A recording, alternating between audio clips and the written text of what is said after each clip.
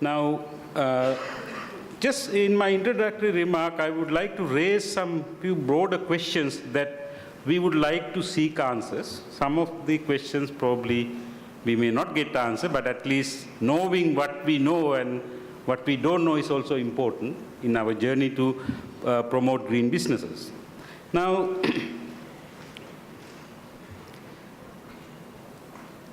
basically, as also explained in the previous panel, environmental goods and services don't have a market. Unlike cars, clothes, pens, pencils, the clean air, clean water, biodiversity doesn't have a market because market fails. So that's why policy and regulatory measures need to be in place to create that market. Without creating that market, private sector cannot profitably provide these services. So that's why we are interested in appropriate policies and regulations to create markets for environmental goods and services. Now, one might ask, why markets? Of course, I don't want to go into a lot of detailed theoretical discussion about why markets, but one simple answer is that if you look at the other commodities in the market, the cars, clothes, and pens and pencils, there's no huge outcry of short supply of these things. But there's a huge outcry about air pollution. That outcry is actually asking more clean air. There's a huge outcry about degrading ecosystems. People are asking more biodiversity.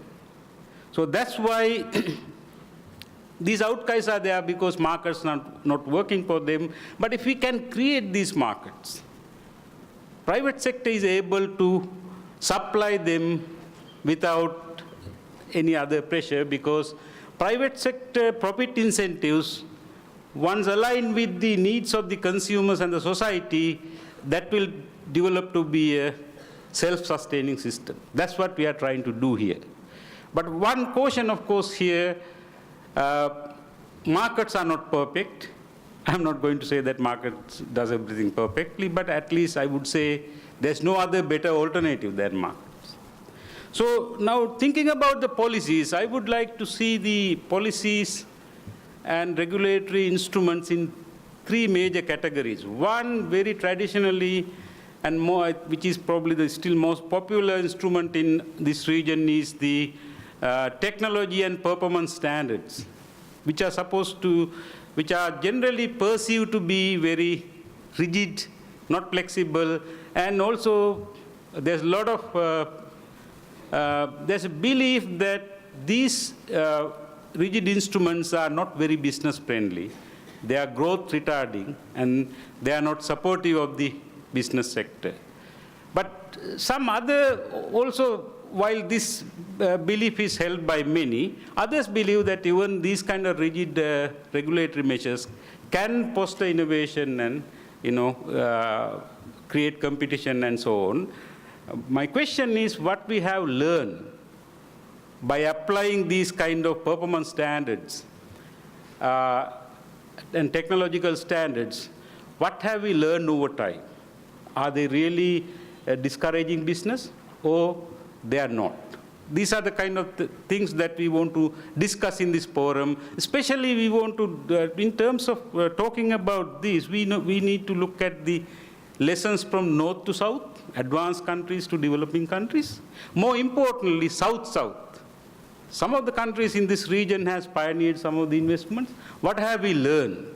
And what can we replicate in our other countries? These are the questions in my mind when I think about this particular session. Now, next level of policy and regulations are known as market-based instruments, which are supposed to be flexible. Examples are like green taxes, performance bonds, tradable permits. This group is also traditional set of policy instruments.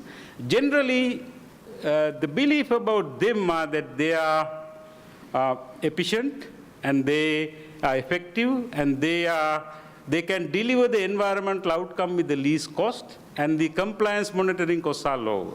This is generally held belief, but but at least OECD countries and some advanced countries in Asia have implemented these policies.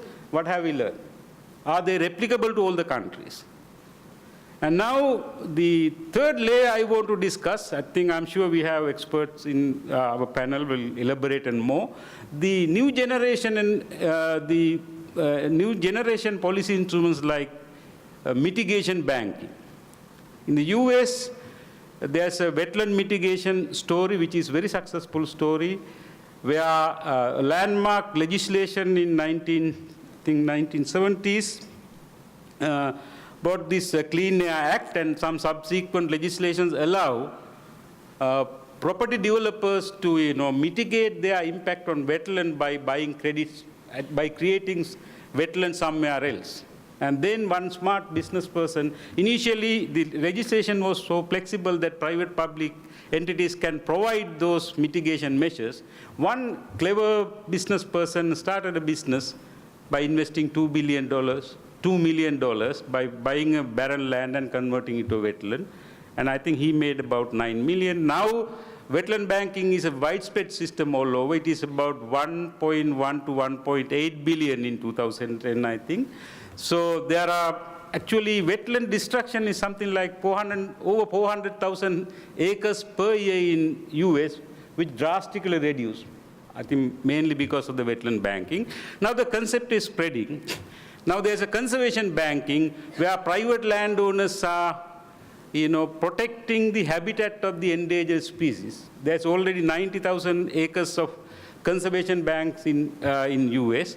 And the concept is even spreading to Asia. Australia has already started a similar program for biodiversity offsets. So the question again that these very innovative ones, although successful, we should not be naive that we can just take wetland banking concept and just plant it in Malaysia or Indonesia.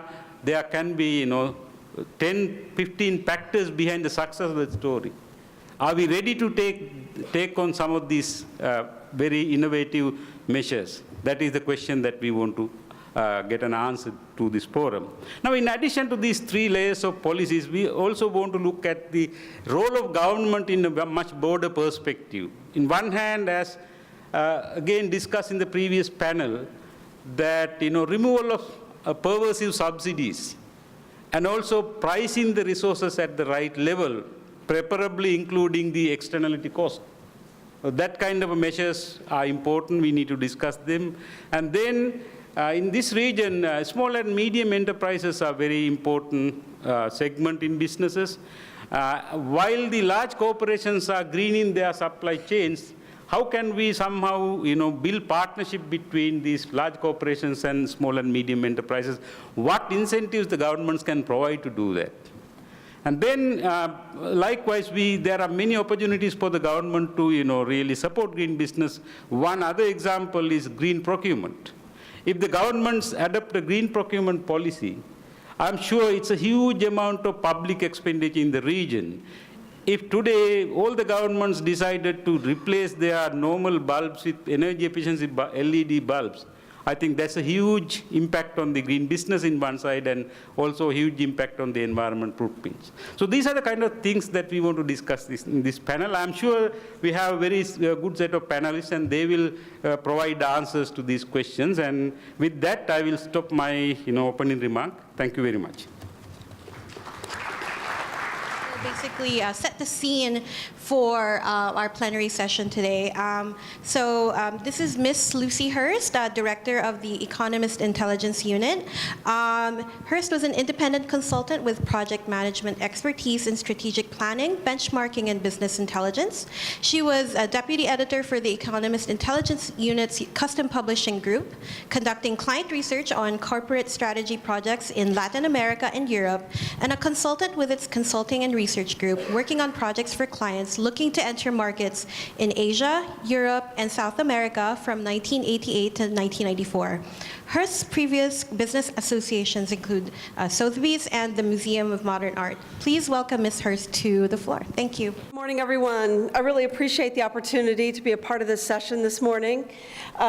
We wanted to share with you the results of some research that we've done at the EIU over the past few months, focusing on the regulatory environment and how that both frames and incentivizes the green business world. And of course, our special focus is on APAC and the learnings from this analysis. We took basically a top-down approach in our analysis to look at a range of enabling policies for green growth, ranging from the traditional to the innovative.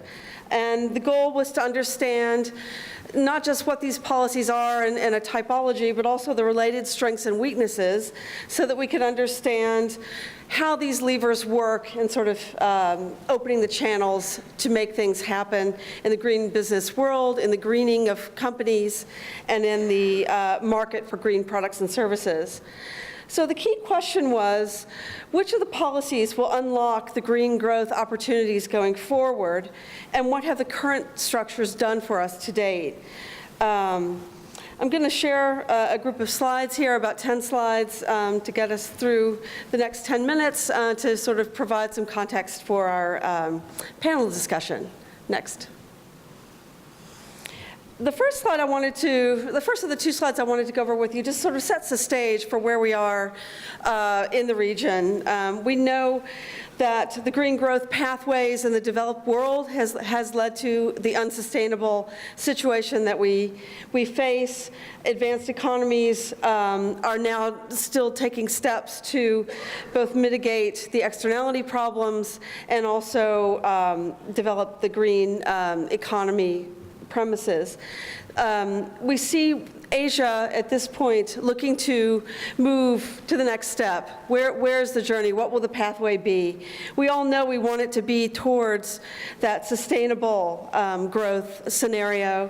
And what we feel is the key to unlocking this is going to be this pragmatic discussions. You know, Asia's at a critical juncture, and understanding how policies, regulations, and incentives can work together to unlock the right growth pathway is critical.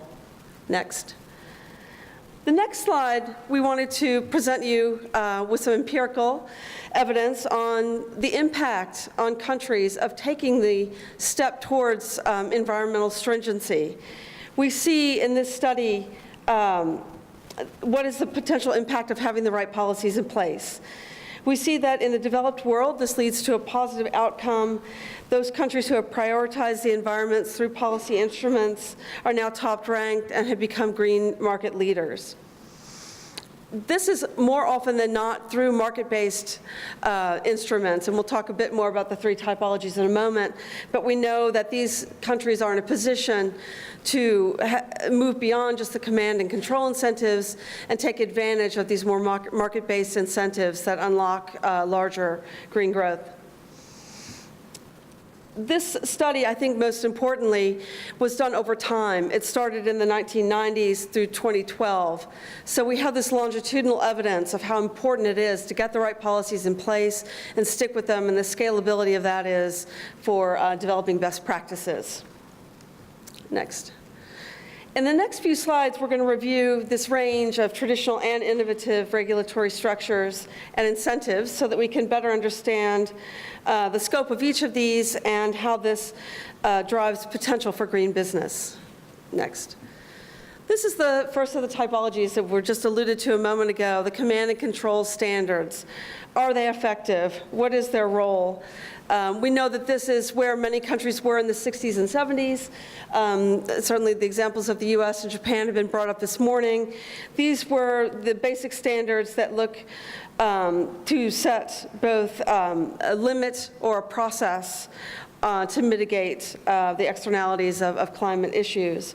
So most countries in the APAC region have put forth command and control policies, especially for air and water. But we found that they've had limited success. Why is this? Adherence is often lacking. often in the form of weak compliance and monitoring. Yet, I think the upside of these regulations is that they have a wide scope. They take into account not just environmental quality standards that ensure, the health and well-being of populations in terms of air, water, and soil, but they also have increased to include standards and regulations to combat climate change, as well as protecting biodiversity. How do we know they're not as effective as they should have been? We've looked at the Yale Environmental Performance Index, which many of you may be familiar with. The 2016 ranking shows that APAC ranks has a score of 63.07 out of 100. So, still at that sort of challenging range. And the region is still seen as a laggard in terms of environmental performance. We know in terms of air quality statistics, in particular, there are some major issues. 1/3 of the people who are exposed to unsafe air quality live in the Asian Pacific region. That's 1.3 billion people. Next.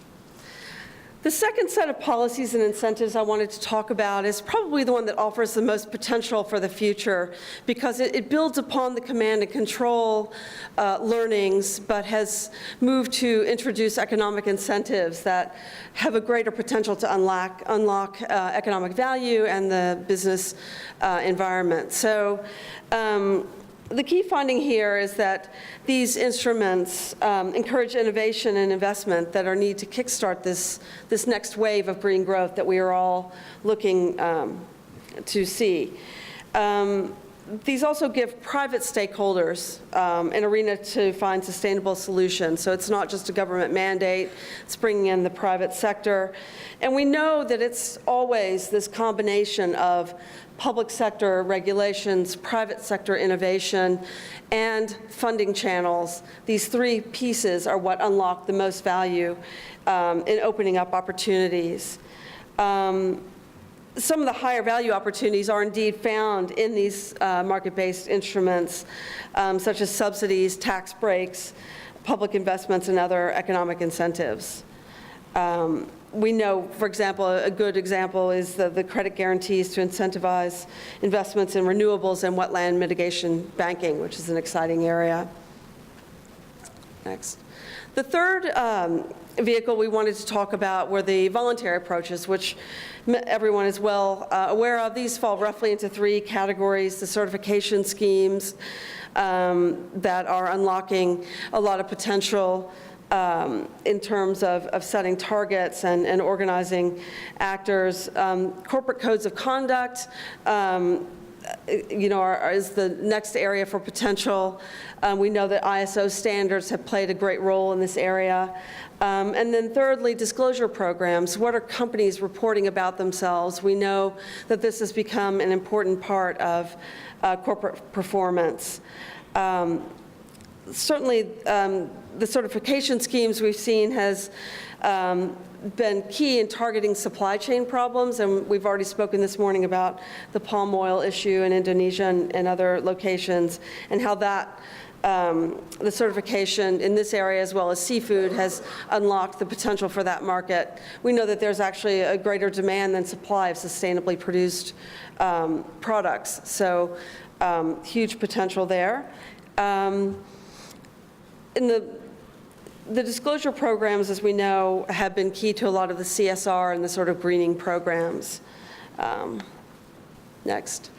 I wanted to present some analysis that we conducted at the EIU to summarize where countries are along the spectrum of the policy and the enabling environment development. I'm going to talk first about the slide, our nascent, emerging, and mature slide. This is where we looked at a wide range of strategies and regulations around existing assets, national commitments to the environment, as well as sustainable investment initiatives and their implementation. We also looked at biodiversity, and emission reduction targets. So we took a basket of areas of endeavor for countries and summarized this into our 3 categories. Nascent, meaning the country sort of has a minimal policy without momentum towards market-based initiatives. So they're still sort of in the command and control area, and you see the set of countries there. In the emerging world, we classified those countries who are looking to define regulations and market-based incentives. So they're moving into a more dynamic incentivization of action. The third area is mature. These, of course, are the developed countries in the region who have had programs, systems, and policies in place for many years. They're using a mix of command and control and market-based incentives. What we're finding in the long run is that the combination of these 2 together unlocks potential. I think what we learned, the key learning to take away from this is that every country in this study recognizes its vulnerability to environmental degradation, but the value of green growth can't be easily quantified or monitored. I think that's what we're all struggling with. How do we measure progress? How do we understand the framework in which we're operating so that we can make future progress? So we also know that the continued mispricing of environmental assets does actually present a vast opportunity for market-based instruments to create green growth. So hopefully this classification is encouraging, not meant to name and shame, but meant to just understand where people are along a spectrum. Until you can sort of classify and understand, it's hard to make priorities for moving forward. The second table is again from the Yale Environmental Index, and it shows you again that the developed countries have made great stride in terms of their environmental performance. Developing countries still looking to unlock that growth. What do these levers mean for green SMEs? We put this slide in just to give you sort of a quick summary of where things are in terms of the enabling policy mechanisms and their impact. For green SMEs, the levers here are raising awareness. Large multinationals are likely to enter into arrangements with SMEs, middle and small income enterprises, if they are certified. So we know the certification piece is key. We also know that access to finance is key. This is an impediment in many areas, and it is here. Governments, as we know, can and will step in to provide loan guarantees. And then in terms of green public procurement, this is an indirect demand driver for green products, which we know demand is increasing exponentially every day. Another area we wanted to talk about was green finance. We know great strides have been made in this area, even over the last 2 years.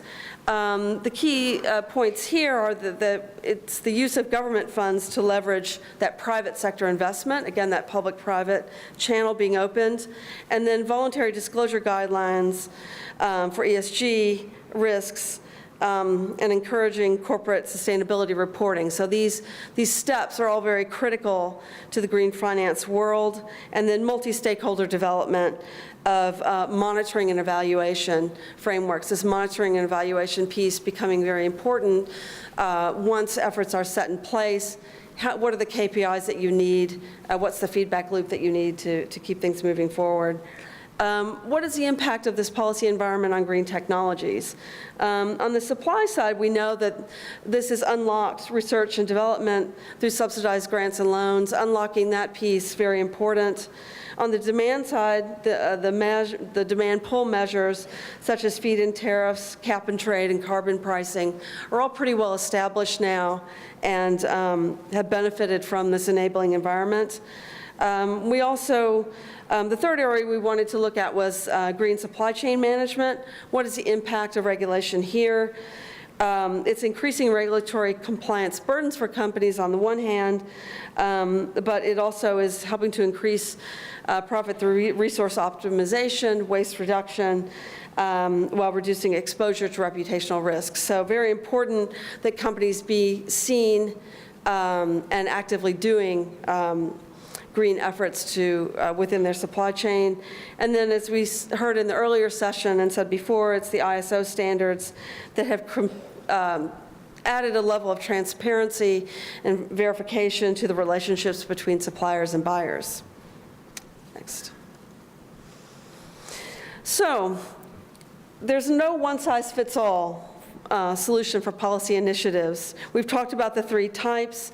We know that a dynamic economy is likely to be more resilient to shocks and is in a better position to start to implement these market-based instruments that are going to lead to the greener growth path. This slide, I summarized quickly a couple of the barriers and enabling conditions. We all know a lot of the barriers already. It's the development model of growth comes first, and then the clean comes later. This is what's happened in the developed world and still happening in many countries in the region. There's still weak, despite all efforts, weak regulatory frameworks and government oversight. Lack of incentives and biased economic instruments, lack of these market-based instruments we've been talking about, and then lack of, despite what we know is the will of the people in many governments, there still is a lack of public support from stakeholders across both the public and private sectors of civil society. There still are those who don't feel the call to action. On the other side, though, there are a lot of important enabling conditions that have emerged. We know how important it is, based on the experience even from the 60s and 70s to date, in establishing sound regulatory frameworks. This gives everybody a clear understanding of what's being measured, what the goals are, and why. We know that prioritizing government investment in areas that stimulate the greening of economic sectors is key. We know that limiting spending in areas that deplete natural resources is also an area that we've unlocked in recent years. We know that employing taxes and market-based instruments to promote green investment has been significant. And we know that investing in capacity building and training has big payoffs in the long run. And finally, strengthening governance and political will is the key to it all. The economic realm has to work in concert with the political realm of countries and markets, and this political will piece is often a hidden but very important aspect of unlocking progress. So, wanted to do just a quick summary again of what has been working in the APAC region. We know that the critical thing, it sounds simplistic to say, but countries should create clear frameworks for green growth and develop the supporting tools to make this happen. We've seen this happening in a number of important areas in terms of command and control policies. In South Korea, for example, there's the establishment of a national command and control standards through the Clean Air Conservation Act. Another important example we wanted to raise was China's Top 10,000 program that had resulted in 1.2 gigatons of avoided CO2 in 2014.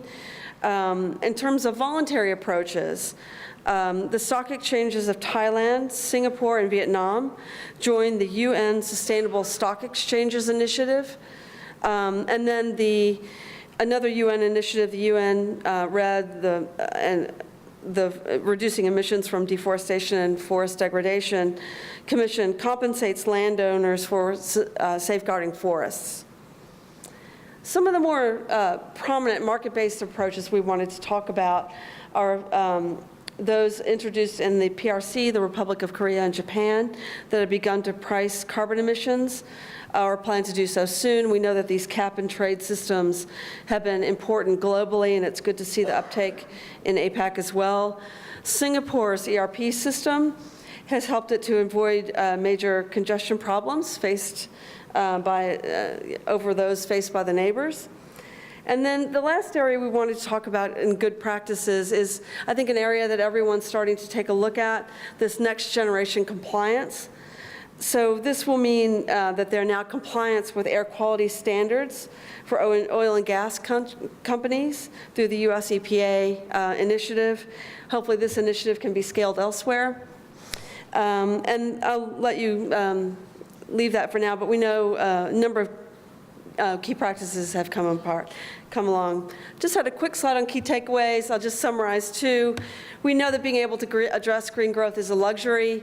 You've got to have, high-income countries have had it for years. We see it being unlocked in the Asia-Pacific region now. We know that that link of command and control policies with market-based incentives is sort of the key to unlocking growth going forward. But we still need metrics. We still need data capacity to understand all this. But we know that this can happen. We know overall what's really needs to happen and is happening is this international cooperation. Events like this and many others that we've seen are instrumental to this. So thank you. Well, as you saw there, that was a really crucial study that looked into all the steps, the methodologies to try to get to an environment that will be conducive to green business. We know that Asia is somewhat lagging behind, but it's not that far behind. And also what was really crucial from this morning's session, which are some of the key takeaways that we heard from our first panel. You were all here listening attentively, but I'm sure you all drew the same conclusions as myself. And that is the need for all the stakeholders to work closely together. Certainly how there is political will, corporate will, and certainly a willingness amongst consumers as well, that businesses really need to factor in green approaches in their strategies. And the stakeholders, including governments, private public sectors, multilateral development institutions like this one, civil society, consumers, and the media. We all need to come together to do this. Well, for this session, though, of course, picking up from where Lucy left off, it's all about how one size doesn't actually fit all, but the need for a cross-collaboration approach and policy benchmarking, which are really important to try to identify whether we can transfer some of the policies from countries that have succeeded in it to countries in this region that need it. So without further ado, I'd like to introduce my wonderful panel. First off, I'd like to introduce onto the stage Mr. Umi Sengabau. He's the Minister from the Ministry of Natural Resources and Environment and Tourism from the Republic of Palau. And next up from right here in the Philippines, we have Mr. Carlo Alexei Nograles. He's the House Representative for the 1st District of Davao City.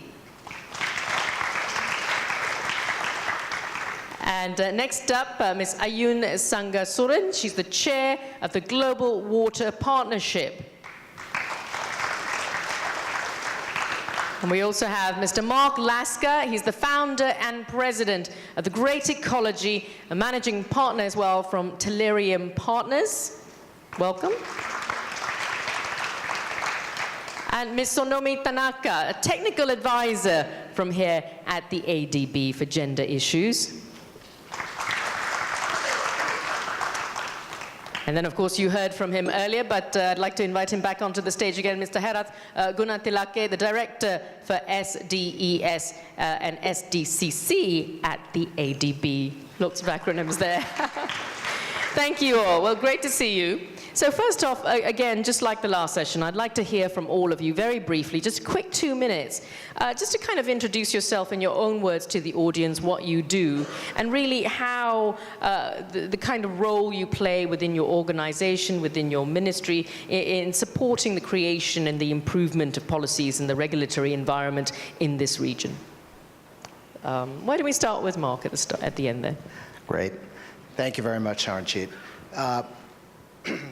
Thank you for the question. It's great to be here. So I'm a practitioner, a consultant, and an investor in mitigation banking in the United States. And I've been involved in the industry since 1997 when I worked on my first mitigation bank in New Jersey in the northeastern United States. At that time, there were no more than 200 mitigation banks in the United States. We heard the definition of them earlier. They're habitat restoration projects that are created by private investors that offset compliance needs for developers' projects elsewhere. So today, there are close to 3,000 mitigation banks in the United States. So in 20 years, we've gone from 200 to 3,000 banks.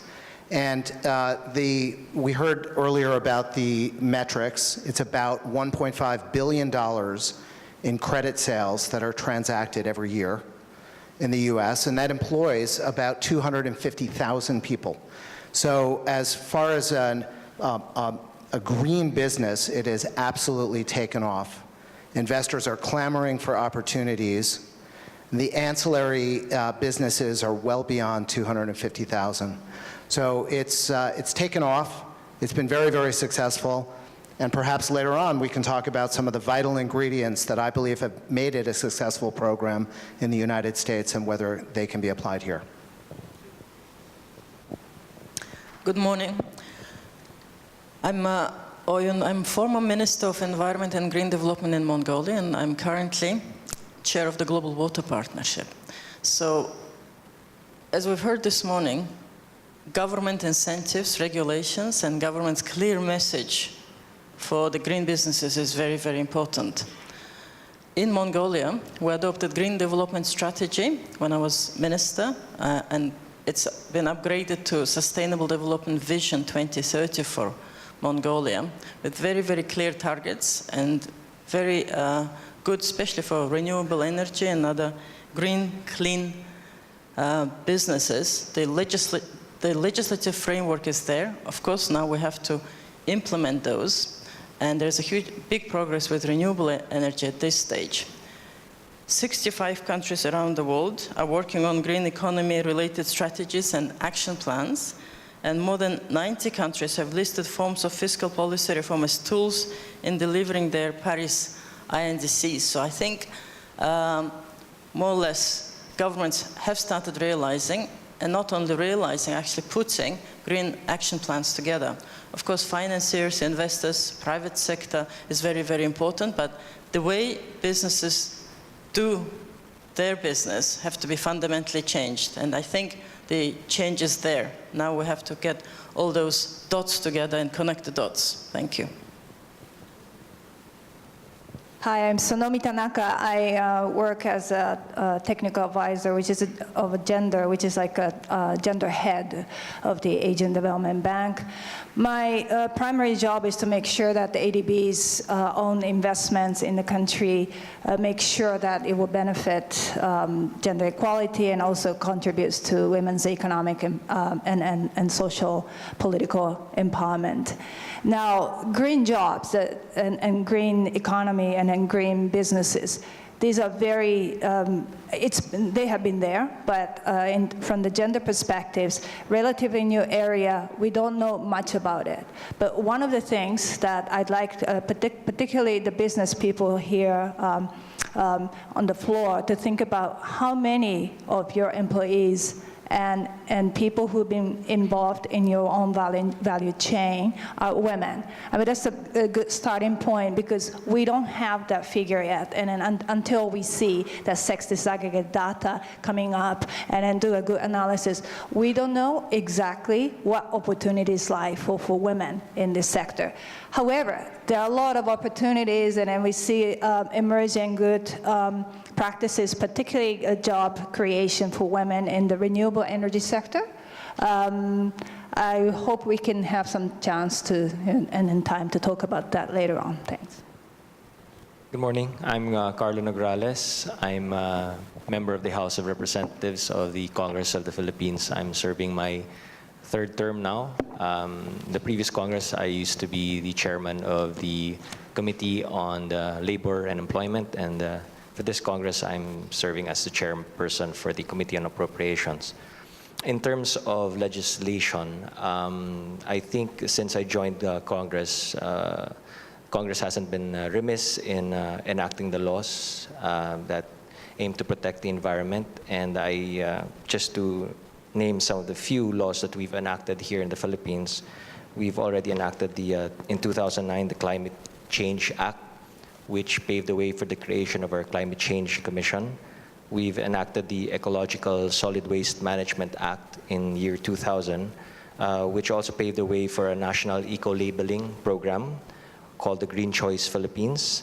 In 2008, we enacted the Renewable Energy Act, which provided incentives for those entering into renewable energy.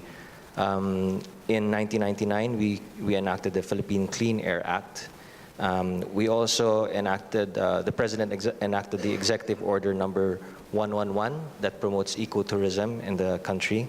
We also enacted the Philippine Organic Agricultural Act. In 1998, the Philippine Fisheries Code, which focuses on, among others, eco-labeling, technical and market assistance, training in aquaculture technologies. In 2006, the Biofuels Act. In 2004, the Philippine Clean Water Act. And recently, in 2016, I authored and was able to enact the Philippine Green Jobs Act, which provides for specific incentives, like the special deduction from taxable income equivalent to 50% of total expenses for skills training and research development expenses, as well as tax and duty-free importation of capital equipment for equipment that is actually directly and exclusively used in the promotion of green jobs for the business enterprise. Thank you. My name is Umi Singabao. As was mentioned, I'm the Minister of Natural Resources, Environment, and Tourism. And I'll talk a little bit more about tourism policies later. But as being from Palau and as part of the Greater Pacific, I want to talk about some of the tuna reforms that has been happening. As you know, Pacific islands produce 30% of the world's tuna for the tuna market. And more specifically, the region has adopted a Pacifico brand that is called to actually pushes for free school tuna that's being caught by purseaners. And it's actually implementing 100% observers coverage for all the purseine that are doing the fishing. But more on a national level in Palau, we are also reforming our tuna industry in that we're looking at implementing 100% electronic monitoring for all of our longline boats. We're also pushing for a green brand of tuna by experimenting with different baits and hooks to lessen the bycatch of our catches of tuna. And this is what we're basically doing as part of the bigger regional reforms that we're doing for tuna. Thank you. Thank you. Now, as the Director of Environment and Safeguards Division, my job is actually, it has two components. One is I'm responsible for the ADB's safeguards. All the projects about, including co-financing, last year it was about 27 billion.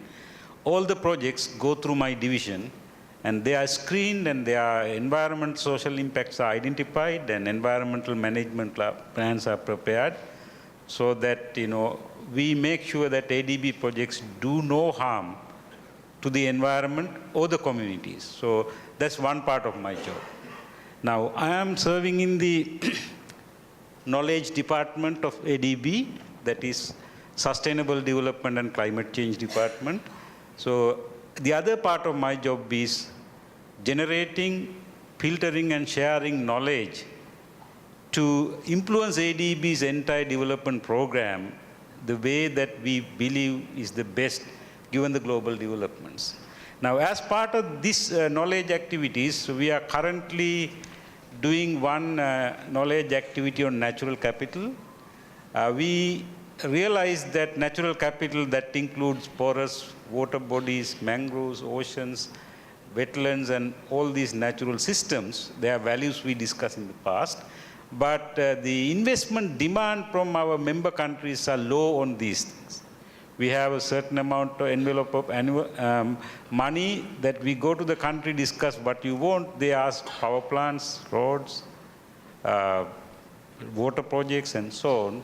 But very rarely, except probably People's Republic of China, we don't get that much of demand on natural capital projects.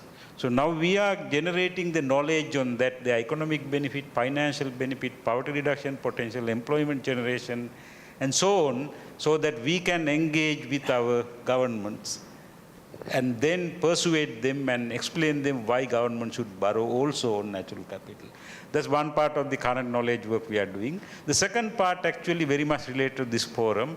We want to enhance the role of private sector in managing the Asian environment. As part of this activity, we undertake this kind of knowledge activities. Also, we undertake research. As a direct part of our research, we are currently doing a stock-taking study on the market-based instruments. Then we will try to pilot, at least in 3 or 4 countries, some policy reforms that will, promote green businesses. So I think I'll stop there. I'll come back later. Well, thank you all. It was great to hear from all of you and get a sense of what each of you are doing, and certainly you're all making very constructive steps in achieving what we're trying to get at today, which is fostering an environment for global businesses to thrive. So let me then go into the kind of policies, and we heard about it earlier with Lucy and her presentation, the policies, innovative regulations that are really required from different countries to enable green business opportunities in each of your countries and your region. And also we know there are lots of challenges because each of these countries have a set of regulations. There are issues with governance, transparency. There needs to be reform. So how do you surmount them? Can you give us some ideas of what you've done? And this is open to everyone. I reached for the mic first. So I think in the United States, there are 4 vital ingredients that has led to the success of the mitigation banking concept. The first is the confluence of strong and consistent regulations that are protective of habitats that are applied to projects no matter their size, and there's a willingness of elected officials and regulators to maintain the system. I could rattle off the list of regulations, but instead of doing that, suffice it to say that there's a lot, both at the federal level, the state level, and many local levels. The second critical, or I should say vital ingredient is a strong regulatory, consulting, and legal system that promotes and enables compliance with the regulations. Without the legal and the consultants, then it would never occur. The third vital ingredient is a private sector interested, willing, and able to invest capital into mitigation banks, meaning that there's a good return on their investment. Nobody wants to invest in a project where they'll lose money. So we have 3,000 banks now because investors are making a lot of money on them. And finally, the fourth vital ingredient is a stakeholder or NGO community that will put pressure on developers in need of the credits, the regulators, and the mitigation bankers. That's the key. That's the secret. All those elements coming together at once.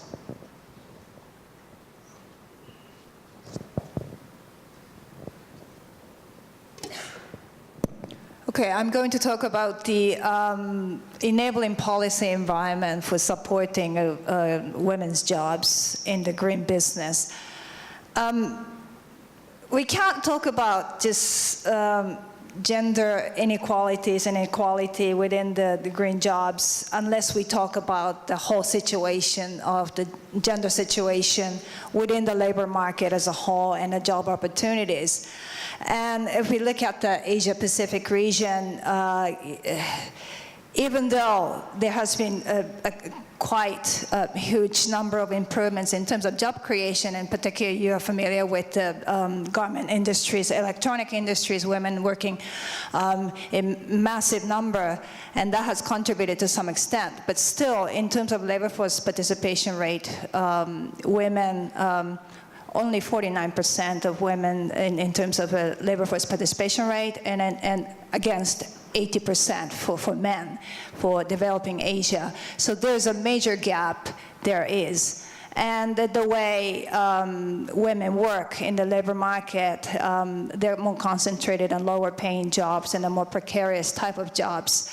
In terms of access to economic assets, productive assets such as land, productive assets, as a collateral for access to finance. That's also very, very limited, which really limits the opportunity for women to start businesses, including green businesses. So what can we do? I would say that green jobs are not panacea.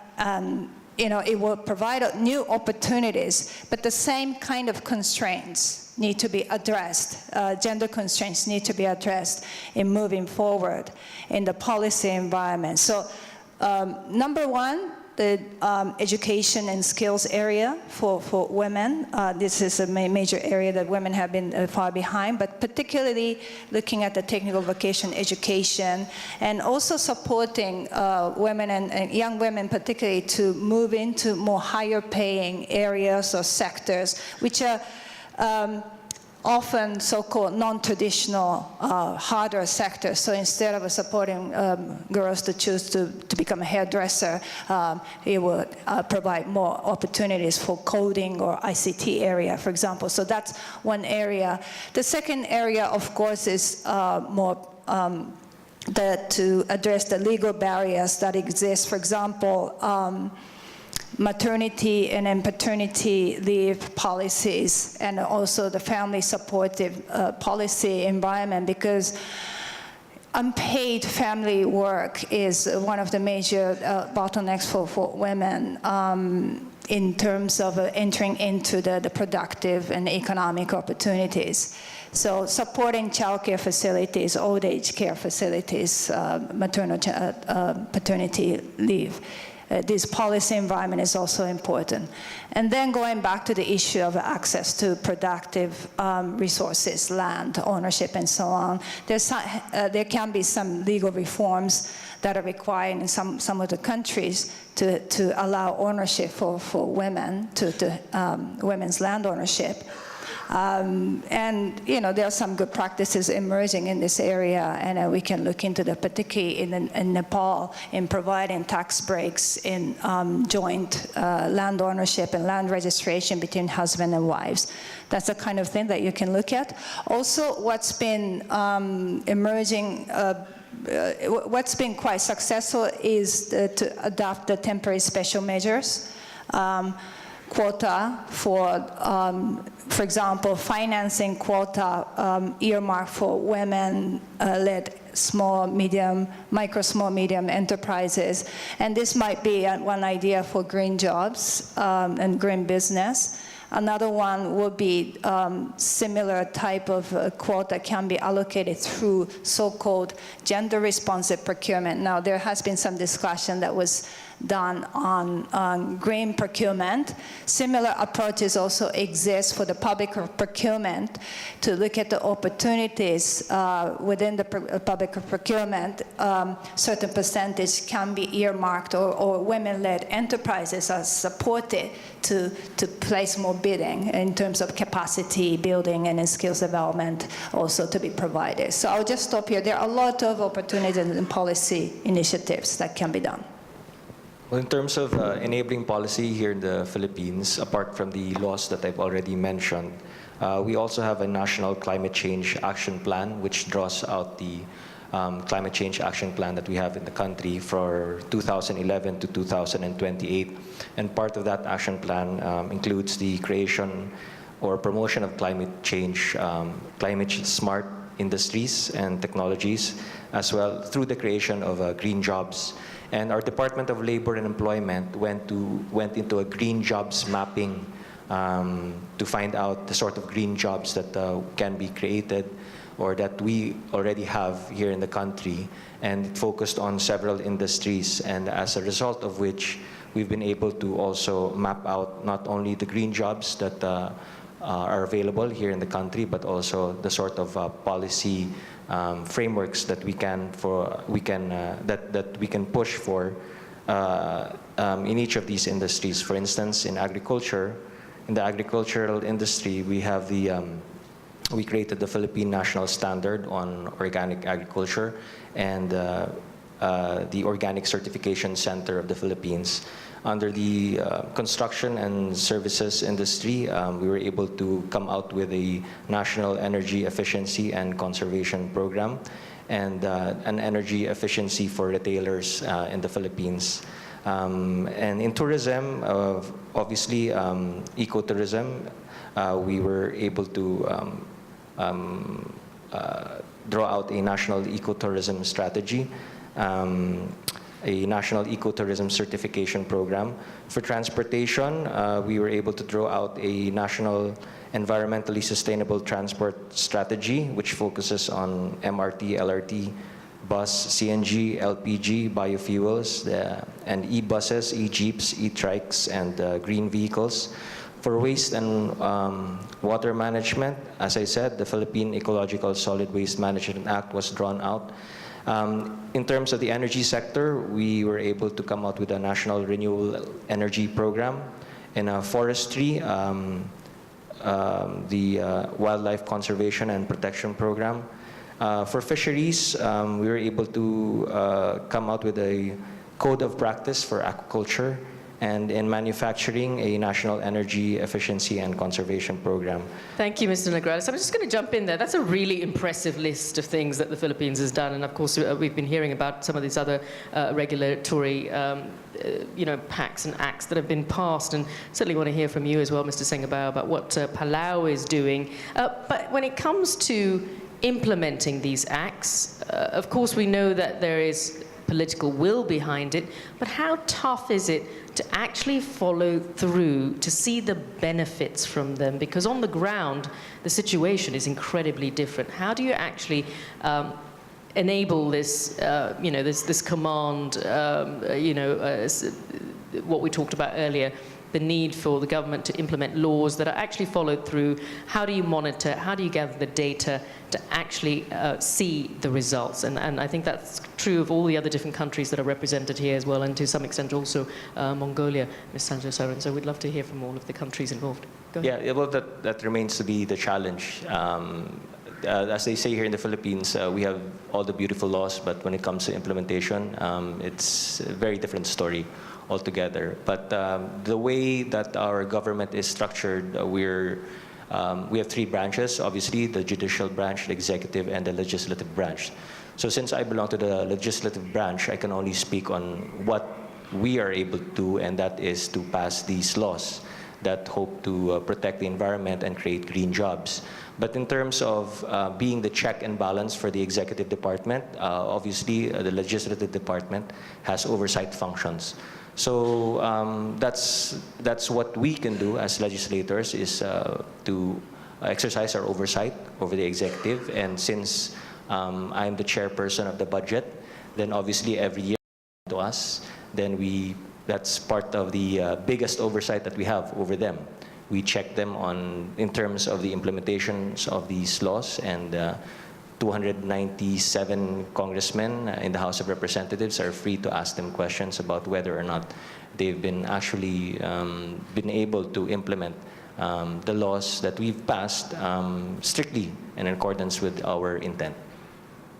Thank you. And let's hear from Palau as well, Mr. Sengabao, and also Thank you. from you, Ms. Sengabao. I want to talk about an industry that contributes over 30% to our economy, and it's the tourism. And before I do that, I want to introduce our Senator Raclay, who is he's the Tourism Development Chairman, so with our National Congress, and he's implementing or at least passing a lot of those legislations that are in place. And in fact, back in 2009, we were one of the first countries to pass our shark sanctuary. And that's very important because we learned from studies that a shark contributes 1.9 million to our economy over its lifespan, which is about 50 to 6 years, one shark. And so it's important that we pass this necessary policy to ensure that the tourists that are coming in for diving, which is our #1 industry, sees a lot of sharks, and it's actually contributing to our economy. And back in 2006, we were able to pass what they call the Protected Areas Network, which is that every tourist that leaves Palau pays a green fee. It's not for golf. You pay that, and it's actually going to our Protected Areas program. And that's really contributing a lot of the money that's helping to protect the important resources. On the local level, one of our local municipal government has a $100 charge if you're going to Jellyfish Lake to swim amongst jellyfish. There's over 70 lakes, but they open one particular lake, and 50% of that revenue actually goes back into the protection of those resources. And so these are important policies that needs to be in place to ensure, and our president is always fond of saying this, that our environment is our economy, and our economy is our environment. You can't separate the two. And that's the reason for us having this ministry, which is natural resources, environment, and tourism. And you can't separate those. Thank you. I believe we were going to hear from Ms. Sangsaran about the Mongolian situation, particularly with water resources, and then we'll hear from you, Heather. Thank you very much. So I think it's very important to come with some concrete examples of the implementation. I also worked as a member of parliament myself. I know it's not very easy to pass the legislation, but it's not the most difficult thing. So I think the very obvious positive example around the world, also in my country, Mongolia, is, for example, renewable energy. Because feed-in tariffs, power purchase agreements, and all sorts of incentive for renewable energy was very, very clear. You know, feed-in tariffs you have for businesses, very clear signal. If you produce renewable energy, government is willing to purchase for a certain price, so it's very clear message. So, for example, Mongolia is very rich in coal, and it's very cheap relatively, yet we conscientiously, deliberately put more competitive advantages and incentives for renewable energy. So we do have a first wind farm, but already 5 or 6 companies are negotiating and signing power purchase agreement for another solar and wind projects in Mongolia. And we deliberately put 20-30% target in our green development policy for renewable mix by 2020 and 2030. So I think renewable energy is a very good example around the world. We need similar tariffs, similar incentives for other industries as well. Of course, it's like Lucy was saying this morning, both command and control standards, but also market-based incentives. So for command and control, for example, water. Now I'm wearing my water hat. Water, like many other natural resources, were really not valued. Everybody thought it's sort of never-ending, right? Especially in countries like Mongolia, it's a small population. But of course, with growing population around the world, we're going to expect 2 billion extra people by 2050. And then, although the population will be grown by 30%, the water demand is going to grow by 55%. And yet, 2.4 billion population doesn't have access to adequate sanitation, 1.8 doesn't have safe drinking water. So already there are a lot of stresses, and we're going to increase the demand for water in the future. So there will be a lot of opportunities for green businesses to deliver the solutions. And of course, someone said, growing economy is a thirsty economy. But water infrastructure was always neglected, and water was always taken as a free commodity. So on one side, water has to be valued, priced, but of course it has a lot of dimensions, health and safety and human rights, and therefore it can't be traded as a normal any market commodity. So for example, when I was Minister of Environment, we increased water tariffs, but for use by industries, by mining sector, not for the households. So we increased the water tariffs by 2 to 4 times, depending on where you are, whether it's water scarce area or more water abundant area. And we also decided that we will introduce ecosystem services payment, and that is 100% of the revenues from the use of water will go to the local village and local province. Because if you are using water there, then I think it's logical that you pay those natural resource services fees to the local community. But the good news was that at least 55% of those revenues have to be spent back on ecosystems to protect forests, to put wells and water, and environmental rehabilitation. So it's a combination of strict environmental standards, enforcement regulations, maybe higher fees for ecosystem services, at the same time incentives for greener businesses. I think there's a lot of potential for that. Which is a great combination, but very hard to achieve, we know, in many developing countries here in the region. So do you have any solutions? Some solutions, but we have a long way to go. Now, in terms of solutions, I will first quote one example from Sri Lanka, actually two from Sri Lanka. One example is about Sri Lanka's very recent policy about tax concession on hybrid vehicles and electrical vehicles. Actually, by 2014, about 40% of the small vehicle fleet was either hybrid, mainly hybrid, electric came later. Now, what Sri Lanka did was a very smart thing. Generally, the cars are taxed by about 200%. If it is a hybrid car, government taxes it by 180%. So there's a little price margin, but it's for a buyer, it's a win-win situation. You get a car for a little lower price, which need less fuel. Maintenance cost is low. So that is one of the policies that I think can be replicated in many parts of the Asia, because taxes are very high. I'm very sure in countries like India, car taxes are very high. So if you reduce the taxes a little bit for the environmental friendly car, you really have a big impact on your air quality. And also you are promoting green businesses who are producing that kind of technologies. Second example from Sri Lanka is about resource pricing. In whole South Asia, we find it very difficult to have the right kind of tariff for energy, water, and other services. That is because for some reason, we started with a subsidy. It is very difficult to get rid of from subsidy once you started. It became a political issue.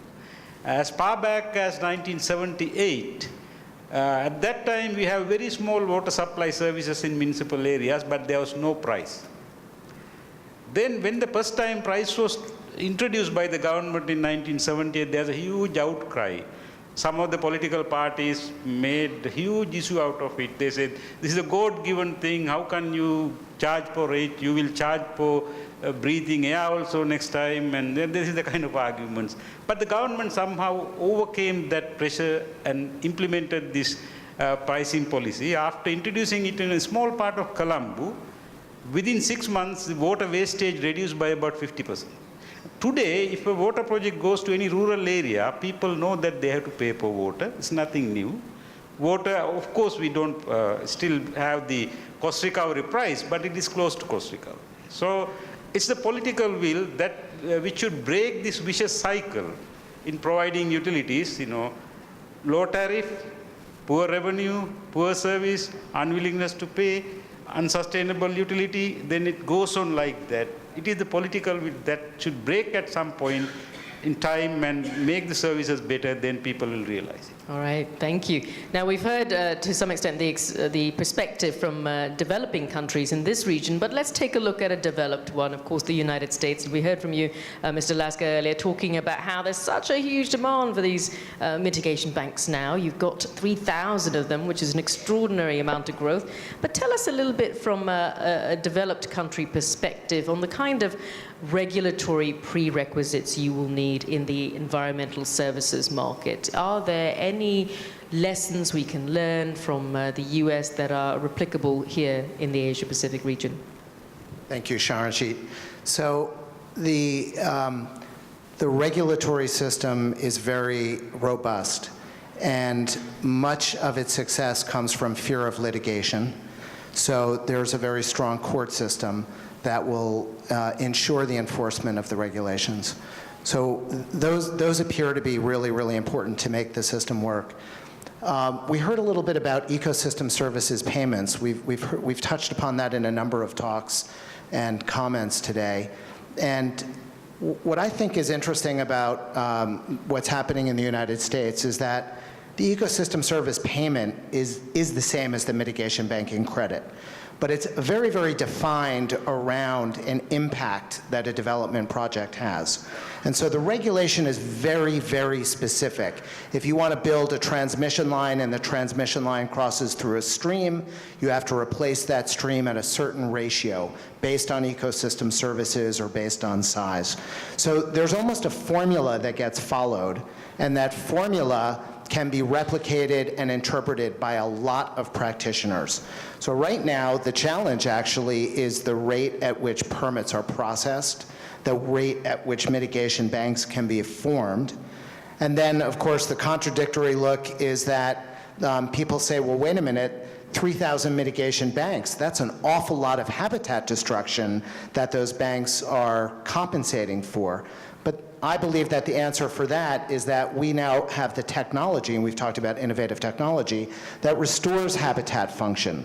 So what's happening in the US is less about simply preserving unaltered habitat and taking degraded habitat and returning it to improve function. So the regulations exist, the court, the litigation exists, the stakeholder pressure exists, and the willingness to comply with the regulations to get a project completed are all the elements that allow it to be successful in the developed country.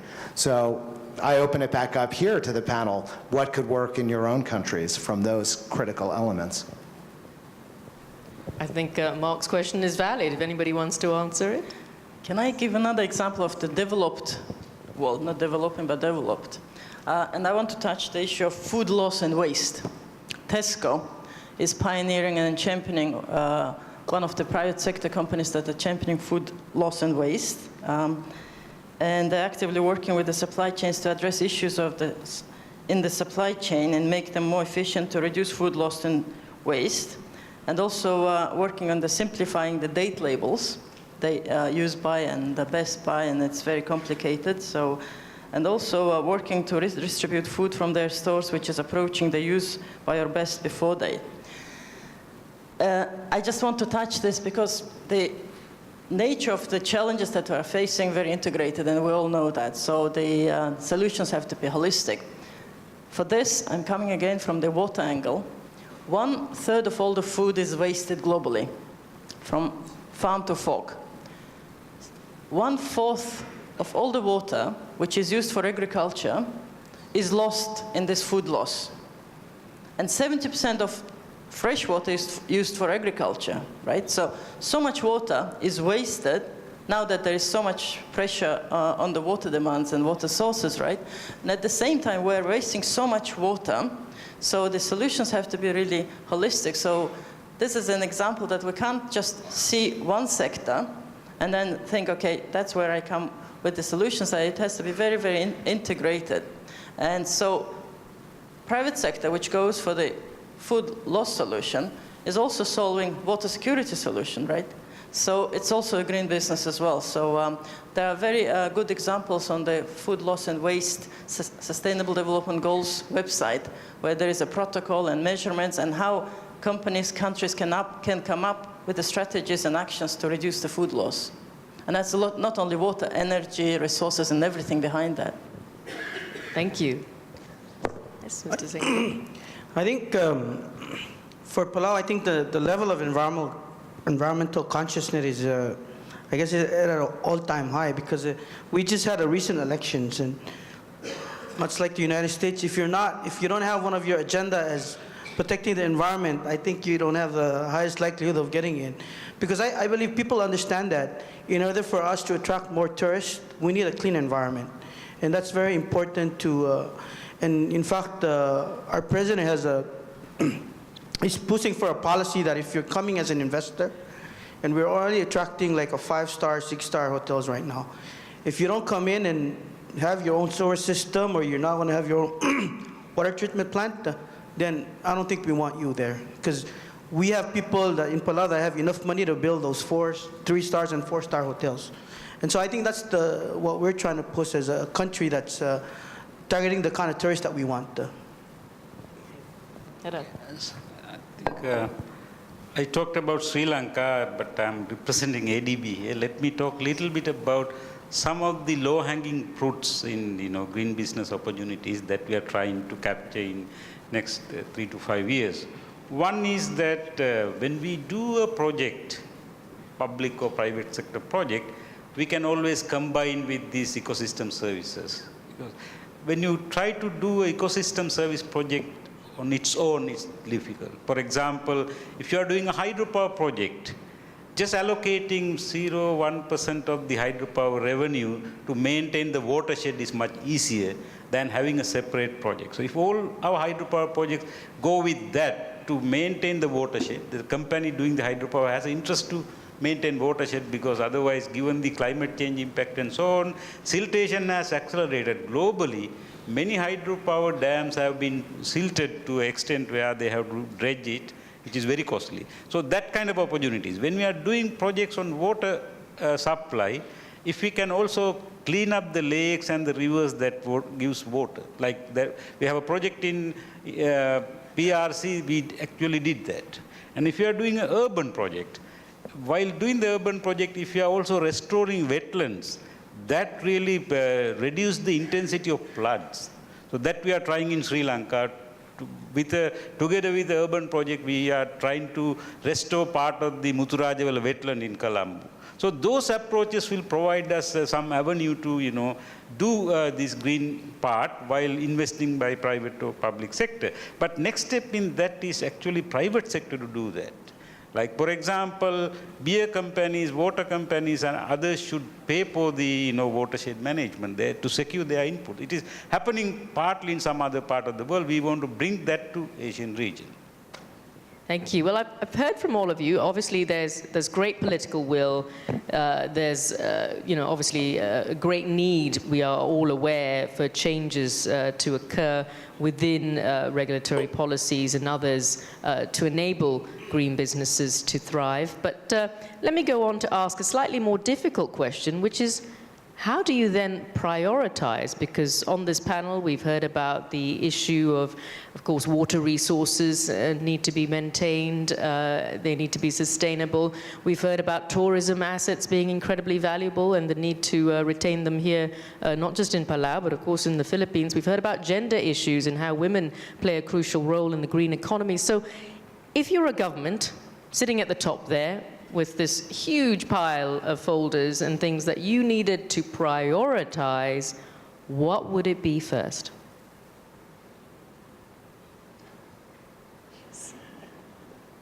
Well, I think it's just the way we do business, whether it's government or and the businesses, non-state actors. We have to concentrate on what's called leverage points. Apparently, in the systems analysis, folks like this thing called places to intervene. So, of course, everybody will be doing their water work, infrastructure work, forestry work, but also business as usual. But it's just to find out where are the places where small changes will lead to leapfrogs and to big changes in the system. So I would concentrate on those places, to identify those places, and that is, if you're building a building, how do we make sure with the government incentives and maybe ADB, for example, will be funding construction sector in Mongolia, but how do we make sure that the green solutions, green incentives are embedded in the system so that it makes much bigger sense for me to build a green building rather than brown building? And of course, one needs to deal with capacity building, how to do the project design and blueprints, green it, and everything like this. So I think rather than prioritizing, it's with every sector just to prioritize on those leverage points. Well, my bias during the previous Congress was creating jobs, because I was chairperson of labor and employment. Our mandate in our committee was to find ways to give jobs to our people. And that's the reason why we went into this, the drafting and the creation and the enactment of the Green Jobs Law. Because the priority for our country really, obviously, is to provide jobs for our countrymen. And so I thought that by enacting a Green Jobs Law, then we will be able to do the two things that I like to do best, which is find jobs for our people and protect the environment at the same way. At the same time. So what we did when we crafted the law is that, as what Lucy was saying, this isn't what we thought about, but it ties up with what Lucy was saying, command and control plus incentives. So in terms of command and control, we thought that to accelerate the creation of green jobs in the country, we would give certain mandates to the several agencies that we have in government. For instance, the mandate for the Department of Labor and Employment to create a database of green jobs that are needed in the country, the green jobs that we need to create in the country. and to profile what sort of green job skills that we need to train our people with.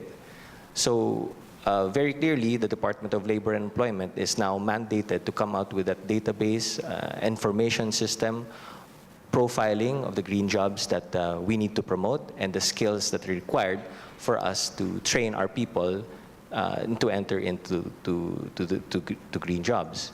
Then obviously, we also tasked our educational agencies, namely our Department of Education, the Commission on Higher Education, and the Technical Education and Skills Development Authority to come out with respective curricula, both from the elementary all the way to tertiary, all the way to technical and educational,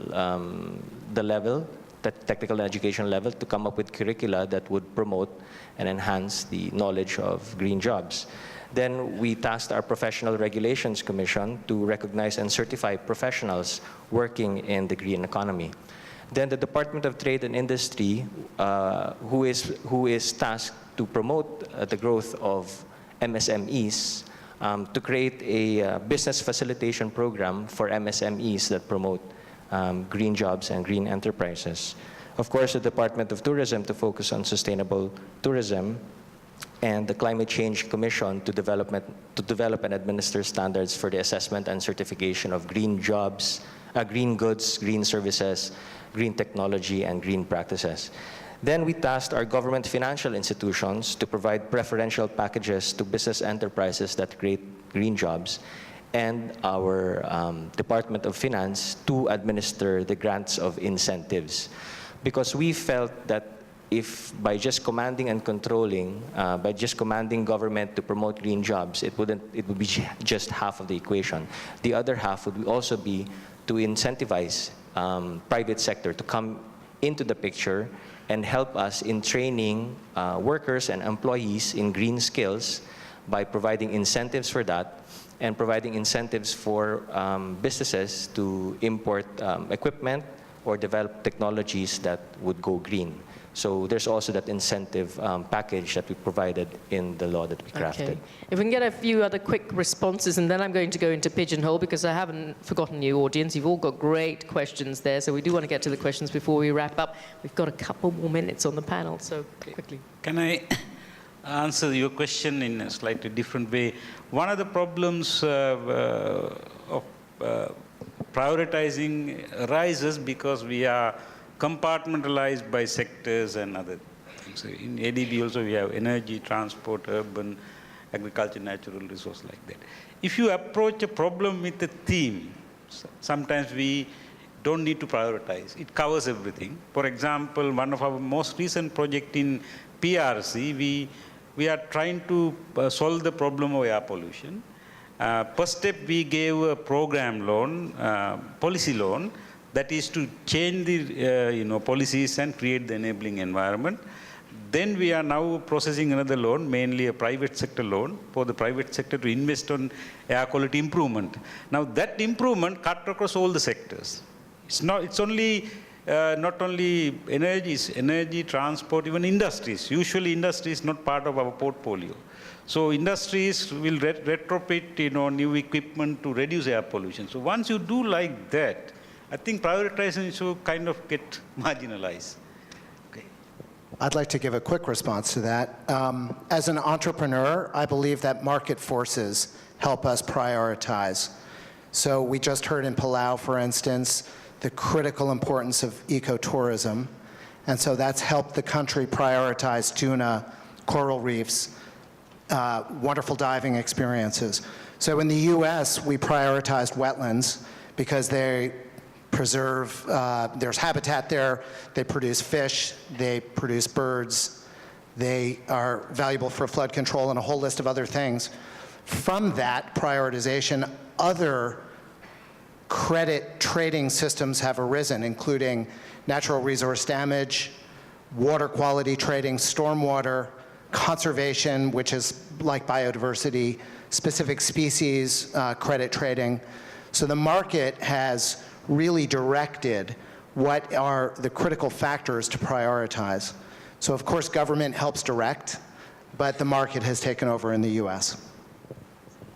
When it comes to gender equality in the sector, I don't think there's an option to drop this from the priority. But of course, that it's not just a matter of a priority issue, but as Oyun said, we need to find the trigger points that are most transformational. And without addressing gender equality, we cannot achieve the sustainable sector. So that's a crucial point to be considered. Okay, well, let's go to Pigeonhole, because this is a great question that's got 17 votes. So whoever wrote that question, you can be very proud. You've got a lot of people voting for you. So this is a question about how small, medium enterprises, we haven't heard too much about them, but of course they are crucial, how they could facilitate green business in the rural areas where a significant percentage of them are family-owned businesses. So how do you even go about, if you are a small business, just sort of making ends meet in rural Philippines, in an agricultural area, how do you go green? I think Palau is a country. I think what happens in Palau could be replicated in some of the small rural areas in the Philippines. And I think that has to come from the national government putting tax incentives for developers or investors to go to those areas, build those hotels with the sewer system, with water treatment plant, but give them tax relief for the next 10 years, but those systems will be used by those communities as well. I think that's what we're trying to do, to push some of the developments to our rural areas. This is also the area where women have a most opportunity at the moment among all the green businesses. And women are already there, and in terms of producing food, in terms of managing the waste, in terms of managing the water conservation and the natural resource conservation. It's a great opportunity to convert what they're doing unpaid now into a more skilled and higher skilled areas, and then to get paid more. Thank you. How are we doing for time? Do we have time for one more question? Oh, I don't see anybody here who can tell me. One more. Let's do one more from Pigeonhole, because you've all been working very hard and you've got some amazing questions here. So I'm going to do this one, which is, what policy will make polluters pay for the mitigation? Most Asian countries curb green waste management by allowing very low cost of waste disposal. So how can a regulatory framework be set up that could change this? I could speak to a policy in the US. The Oil Pollution Act put great pressure on companies that transport oil. There was a recent spill in the Gulf of Mexico, the Deepwater Horizon incident that most people have heard of. And BP was responsible for really two different types of penalties. The first was associated with the remediation, the cleanup of the oil that had to be removed. And the second one, which was substantially more vast, was the natural resources that were damaged. Natural resource damage was about an $8 or $9 billion penalty, where BP had to pay money, and all that money goes into projects that are around habitat restoration and preservation. So that model seems to be working very, very effectively in the US right now. Maybe just another quick one, because I really do like this question, and it pertains personally to me in Singapore. Asian countries are very fragmented in their approach. What structure would allow and encourage harmonization of environmental regulations across Asia or ASEAN? And of course, I'm sure many of you have heard about how many ASEAN countries, specifically Indonesia, Singapore, Malaysia, have been trying to come together to resolve the haze problem. Because despite a lot of measures that palm oil companies have taken, it's very hard to police. The haze comes back every year into Southeast Asia. It pollutes the atmosphere. It obviously makes for a very unpleasant number of months when this occurs. So is it even possible to do? Because we're seeing that the situation is quite tough and challenging where I'm from. I think we have an ASEAN Economic Community 2025 blueprint, and it defines there the goal and vision for sustainable economic development. So ASEAN countries are committed to actively promote green development by developing a sustainable growth agenda that promotes the use of clean energy and related technologies, including renewable energy through green technology. So I guess within the ASEAN economic community itself, we kind of police our own ranks, and we kind of harmonize the laws, and there's sort of regulations that each and every member of the ASEAN have to commit to in order for us to go forward in promoting green technology. Did you want to say a few quick words? Go ahead. I would mention one thing that ADB supported this kind of harmonization through our regional cooperation programs. Greater Mekong Sub-Region Regional Program is one of the success, and that program had a subgroup on environment. We put a lot of effort in harmonizing the environment regulation in these countries, particularly focusing on the pollution and travel industry, because if there are huge differences, polluting industries can shift to the countries with less stringent regulation. So to prevent that, we try to harmonization. I think we kind of achieve great results in the Greater Mekong sub-region area on that. Now we are working on correct region and SAARC also, but we have a long way to go in these two regional cooperation programs.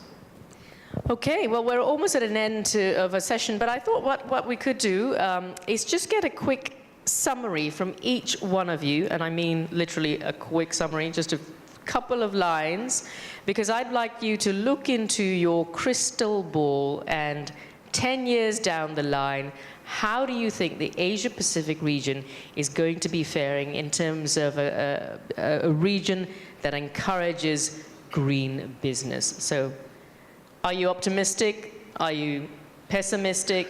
Where do you think it's going to be in 10 years? So 30 seconds from each one of you. Thank you. Starting with Mark. I think that it is going to be spectacular growth in this region. I think once we recognize how to import various green businesses and then start up our own here, it's going to be wildly successful. That's my crystal ball. I started with renewable energy example. So the renewable energy leaders in the amount which was installed used to be Europe and the US. Now it's China and Asia. So the growth is in Asia, and I'm optimistic, but we really have to try very hard ourselves to change our mindset and change our businesses, change our government policies, and to do the paradigm shift. It's not going to happen automatically. So I'm very happy for those of you who are here today, specifically came that because you are changing the minds, or you have changed the minds, or you're going to change the minds. I echo Oyun's point that I'd like to be hopeful.